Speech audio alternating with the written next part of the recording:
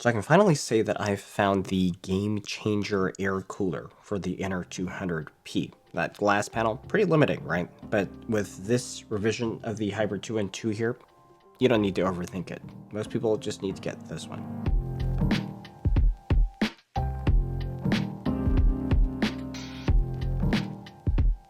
Welcome to Machines and More. It's been 3 years of NR200 fun now, and it's crazy because there are not that many high-performing 120mm tower coolers that are compatible on spec with the glass panel still.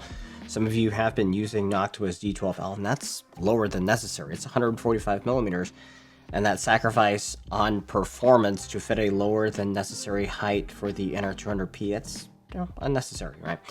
The official spec from Cooler Master is 153 with a glass panel, and even though something like Scythe's Mugen 5, it tends to work with the glass panel, it's spec'd at 154.5mm.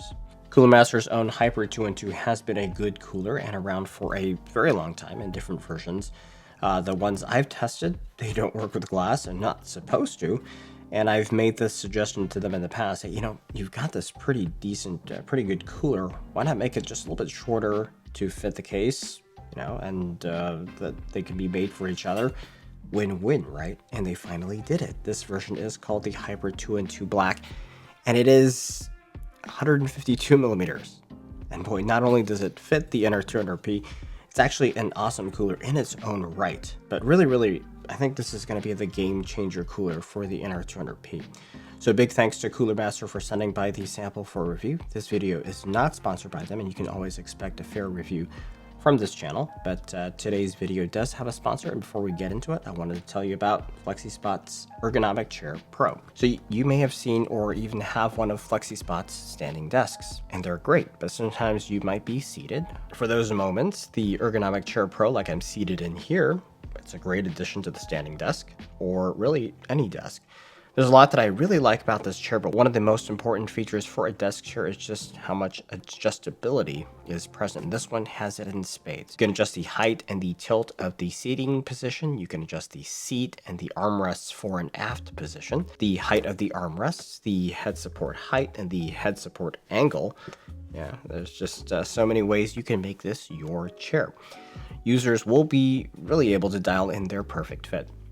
Chair rolls on 5 wheels, they glide smoothly. The seat is immensely comfortable and supportive, and having the neck and the head support, it really makes the extended sessions very enjoyable. On top of that, the chair is cool and breathable thanks to the mesh fabric, and the back, it's ventilated nicely too. Even if you're working hard, this chair keeps you in your comfort zone. Today, FlexiSpot's Black Friday sale starts, and that'll go on until November 25th, so please use my link down below. It really helps the channel, and check them out if you are looking to round out your gaming or home office combo. Okay, so the Hyper 2 and 2 Black, it's a 4 heat pipe cooler, similar to other Hyper 2 and 2s.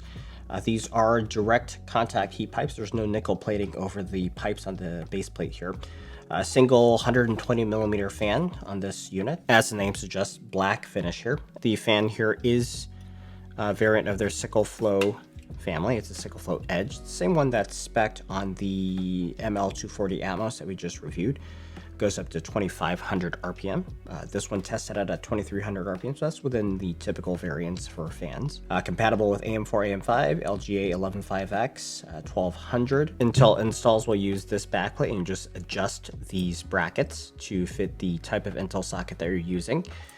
For AM4, AM5, you just need your stock backplate and these bars. They'll just screw onto the cooler directly. So really simple. You don't need to put any mounting bars to your motherboard.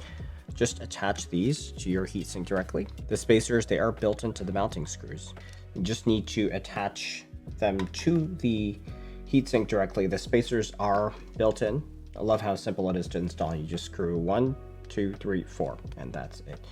You do get a tube of thermal paste included. This is Cooler Master's Cryo Fuse. It's really thick, so you do have to be careful how you distribute it. If you're not, you could end up with a bare spot on your CPU die, so definitely double check, because it doesn't spread easily either. Using a spatula wouldn't necessarily help, so my advice would just be to put a bigger dot in the center and a few small dots around the perimeter of the IHS, just to avoid having that bare spot. The fan, it's gonna just clip on with fan clips, nothing fancy here. Doesn't need to be, right? Just works here. Pretty simple. Of course, line it up nicely. And they do include a set of second clips for a second optional fan if we choose to get one. I'll show you the results from having a second one here shortly. So various versions of the Hyper 2N2 have generally tested well, and I tested this one with the 5800X and the NR200 with the vented panel. Of course, the glass panel works absolutely fine. What surprised me was how well this edition of the Hyper 2N2 works. Here we are drawing about 115 watts, so not a small or trivial thermal load. Noise normalized testing. The first noise level, which is plus 1.8 decibels over the noise floor. You can see it's ahead of the Scythe Mugen 5C, and it almost catches the Noctua D12L, which uses a modified version of Noctua's well-regarded NFA 12x25 fan. How good is this performance? At least on AM4 here, it's just slightly behind the Scythe Fuma 2, which is a bigger dual tower. At a higher noise level here, more or less the same hierarchy here, still more or less equal to the D12L, and again, impressively close to the Fuma 2, which is great considering this is, simple cooler, smaller. So I mentioned the sickle flow edge. It actually goes up to a pretty high speed at 2500 RPM. This one, particularly when got up to 2300 RPM within the variants. This one, if you really wanted to, it can keep going at the expense of the added noise. It's not the greatest idea in terms of the added penalty, but a few more degrees are on hand. So this cooler beats the other ones in terms of headroom. If you get this cooler and then you find out you need a little more oomph or you want to run your fans a little quieter, well, you can upgrade the fan. For a straight swap of the fan, for example, using one of the Chromax NFA 12x25s from the U12A as a single fan, you get a 2-degree improvement at the same noise level, which is incredible because it's almost like for like against the D12L here. And you're basically comparing the heatsink alone. So that shows us that the heatsink here is very competitive and slightly better than the one equipped on the D12L. The other thing you could add the Noctua fan along with the stock fan, which is sometimes a little bit difficult to pair dissimilar fans and get the airflow synced up properly. But I tested these two and it works out fine, like two good friends. Why? Because Noctua moves more air at the same RPM. The stock fan has to run faster for optimal performance. It just so happens to be that at the same PWM signal, because of the higher max, it runs at a higher RPM. It tends to actually balance out okay. So if you stick both of these on one header through a splitter, it should work well. So the results are impressive, but the crazy part is this is only a $40 cooler to start out with. The Noctua D12, it's more than twice the price of this one. The Mugen 5, it's a little bit more than this one. It's just a little bit less than $60 usually. But even if you got this and you upgraded the fan, you'd still be way ahead on performance and still ahead on cost versus the D12L. So if you're building up the NR200P as a gaming build, I think this would be my go-to recommendation. Not only does it fit, it's no fuss, cost effective, and it'll work surprisingly well with room to grow as you need. Now, of course, I wouldn't recommend this for a Ryzen 9 or a 14700K and above type of CPU. If you're doing heavy CPU renderings, that you will be beyond the typical optimal performance band for this type of cooler.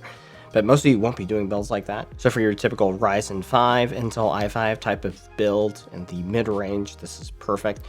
One thing, do be careful if you're shopping right now because there is an older version of the cooler still out there, and it's called the 212 Black Edition. I know, super confusing. But that's a much taller version, and you'll know because you can see the heat pipe protrusions on the top cover. So make sure that the one you're getting has this smooth cover, and you should be good.